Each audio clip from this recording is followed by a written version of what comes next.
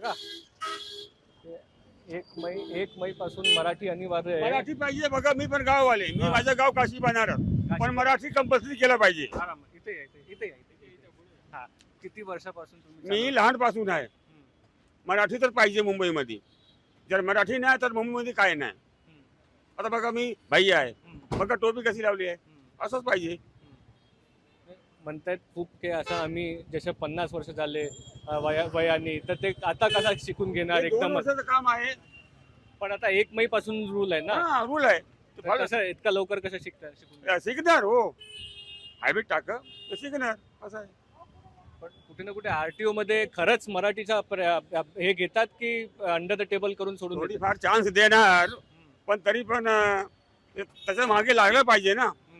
काहीतरी पाहिजे आपल्याला, तर केलं पाहिजे ना, असं आहे. पण तुमच्या सोबतले खूप बनारसचे लोक असतील, हा. युपी बिहारचे हो. असतील, तर त्यांचं काय म्हणणं आहे या विषयात? आता त्यांचा आपण विचार बघूया काय आहे, पण आमचा विचार एकच आहे. जर मुंबईमध्ये राहायचं तर मराठी बोलायचं. तर हे आपण बघू शकतो की असंच म्हणणं आहे. आणि ते बनारस आहे. काय नाव सांगितलं सर? नाव काय सांगितलं? भगवान उपाध्याय.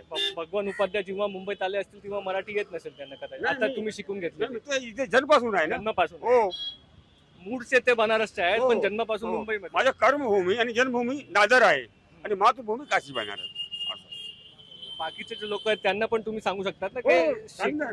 शिकून घेऊ हो, शकतात, हो. त्याच्यात काय वेळ लागणार? बिलकुल. बघा संस्कृत आणि मराठी जरा वेगळं आहे, पण प्रयत्न केला पाहिजे. शिकूया AI ची क्रांती. चला करूया MSCIT. आजच नजीकच्या MSCIT केंद्रात आपला प्रवेश निश्चित करा.